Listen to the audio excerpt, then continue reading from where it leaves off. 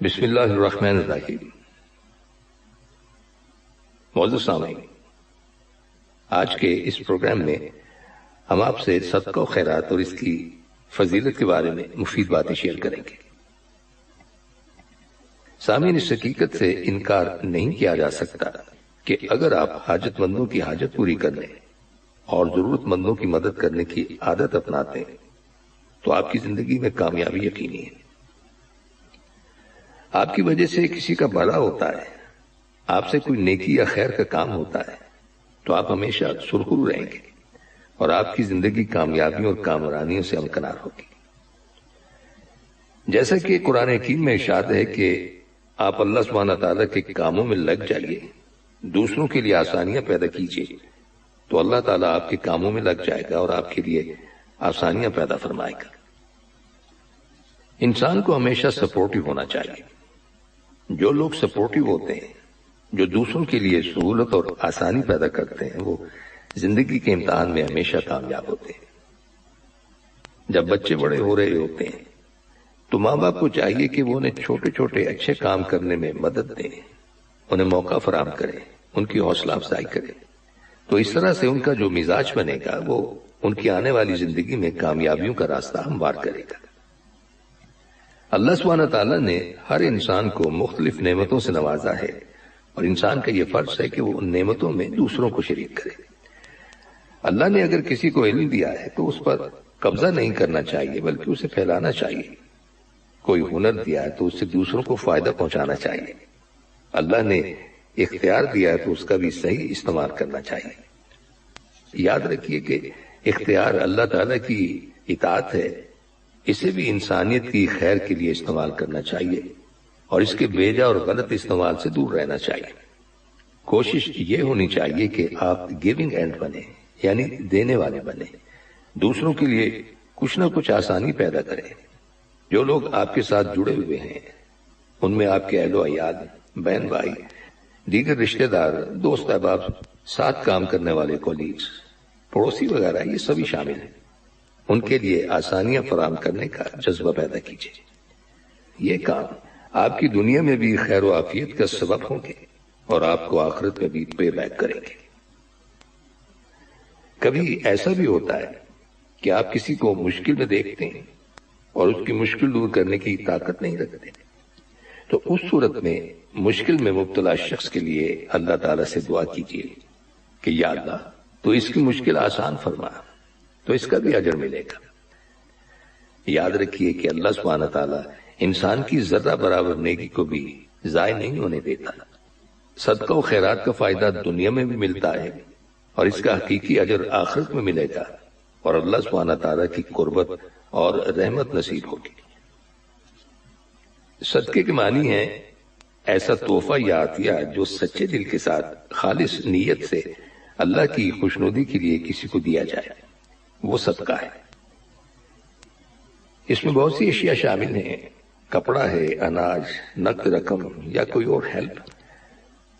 صدقہ زکوٰۃ کو بھی کہا جاتا ہے۔ تو صدقے کی دو قسمیں ہیں، ایک قسم وہ ہے جو ہم پر دینا واجب اور فرض ہے اور دوسری قسم نفل ہے۔ نفل صدقہ انسان اجر اور اپنی نیکیوں میں اضافے کی نیت سے کرتا ہے۔ عام طور پر سمجھا یہ جاتا ہے کہ پیسے وغیرہ اور دیگر اشیاء کا دیا جانا صدقہ ہے۔ بلا شبہ یہ صحیح ہے، لیکن اس کے علاوہ کئی ایسے کام ہیں جن کا کرنا صدقہ میں شامل ہے۔ قرآن حکیم میں ارشاد باری تعالیٰ ہے جس کا ترجمہ ہے کہ اللہ سبحانہ تعالیٰ نے آپ کے لیے ایسی چیزیں مقرر نہیں کر دیں کہ جن سے آپ صدقہ دیں۔ ایک مرتبہ اللہ سبحانہ تعالیٰ کی تسبیح کرنا، سبحان اللہ کہیں گے، یہ صدقہ ہے۔ جتنی مرتبہ بھی کہیں گے اتنا ہی صدقہ ہے۔ اللہ اکبر کہیں گے، یہ بھی صدقہ ہے۔ جب بھی آپ الحمدللہ کہیں گے تو یہ صدقہ ہے۔ لا الہ الا اللہ کا کہنا بھی صدقہ ہے۔ نیکی کا مشورہ دینا، برائی سے روکنا، یہ بھی صدقہ ہے۔ اب یہ مشورہ ہو سکتا ہے یا پھر حکم بھی ہو سکتا ہے۔ جہاں اختیار ہے وہاں حکم دینا اور جہاں اختیار نہیں ہے وہاں مشورہ دینا صدقہ شمار ہوگا۔ تو فرمایا گیا ہے کہ نیکی کی تلقین کرنے کا اگر آپ کو اختیار ہے تو اس کے لیے آپ حکم دے سکتے ہیں، اور اگر اختیار نہیں ہے تو نصیحت کر سکتے ہیں، مشورہ دے سکتے ہیں۔ سامعین، حدیث میں آتا ہے کہ صدقہ بلاؤں، مصیبتوں اور بیماریوں سے نجات پانے کا ذریعہ بھی ہے۔ اس ضمن میں یہاں ہم آپ کے ساتھ ایک مصری شخص کا واقعہ شیئر کریں گے۔ ایک دفعہ ایک دینی محفل میں ایک مصری عالم صدقے کی فضیلت اور افادیت بیان کر رہے تھے، اور وہ کہہ رہے تھے کہ صدقہ بیماریوں سے نجات کا موجب بھی ہے۔ تو اس دوران میں محفل میں موجود ایک شخص نے اس سلسلے میں اپنا ذاتی تجربہ بیان کیا، اور وہ کہنے لگا کہ میں دل کے مرض میں مبتلا تھا۔ میرا مرض اس قدر پیچیدہ ہو چکا تھا کہ ڈاکٹروں نے کہہ دیا کہ اس کا کوئی علاج نہیں ہے۔ اس شخص کا کہنا تھا کہ مجھے اپنی موت کے آثار نظر آنے لگے، اور میں آخری امید لیے امریکہ پہنچا اور وہاں امراض قلب کے ماہرین سے رجوع کیا، لیکن کوئی زیادہ افاقہ نہیں ہوا۔ تاہم میں سال میں 3-4 مرتبہ چیک اپ کے لیے امریکہ جاتا رہا۔ وہ شخص کہنے لگا کہ ایک روز میرے ساتھ ایک عجیب واقعہ پیش آیا۔ میں گوشت خریدنے کے لیے قصاب کی دکان پر گیا۔ وہاں ایک پردہ نشین عورت کھڑی تھی۔ قصاب گوشت صاف کرتے ہوئے چیچڑے زمین پر پھینکتا، اور اگر ان کے ساتھ کچھ گوشت باقی رہ جاتا تو وہ عورت اسے اٹھا کر اپنے پاس رکھ لیتی۔ وہ شخص یہ منظر دیکھتا رہا، اور بالآخر اس نے عورت سے پوچھ ہی دیا کہ یہ آپ کیا کر رہی ہیں، کیا ماجرا ہے؟ پہلے تو خاتون نے بتانے سے انکار کیا، لیکن میرے اصرار کرنے پر اس نے روتے ہوئے لہجے میں کہا کہ میرے گھر میں 7 ماہ سے گوشت نہیں پکا۔ حالات نے اس موڑ پر لا کھڑا کیا ہے کہ گزر اوقات بڑی مشکل سے ہو رہی ہے۔ میں بیوہ ہوں۔ آج میرے بچوں نے ضد کی کہ ہمیں گوشت کھانا ہے۔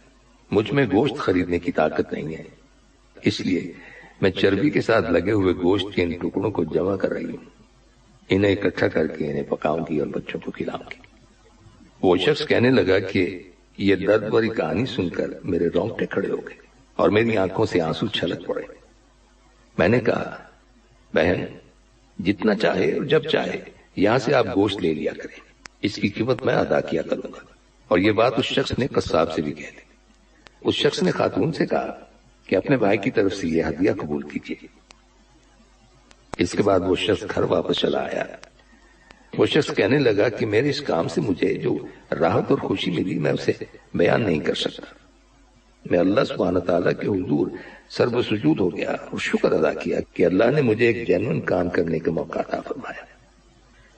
وہ صاحب کہتے ہیں کہ اگلی مرتبہ جب میں امریکہ گیا تو ڈاکٹرز میری ٹیسٹ رپورٹس دیکھ کر حیران رہ گئے کہ وہ شخص بالکل نارمل ہو چکا تھا۔ ڈاکٹر نے اسے پوچھنا شروع کر دیا کہ تم نے کیا علاج کروایا، کون سا نسخہ استعمال کیا؟ تو اس شخص نے جواب میں کہا کہ کسی معالج کا نسخہ نہیں، بلکہ نبی اکرم صلی اللہ علیہ وسلم کا بتایا ہوا نسخہ استعمال کیا کہ صدقہ بلاؤں کو ٹال دیتا ہے۔ اس طرح کے اور بھی کئی واقعات سننے میں آئے ہیں۔ صدقہ ناگہانی موت کو بھی ٹال دیتا ہے۔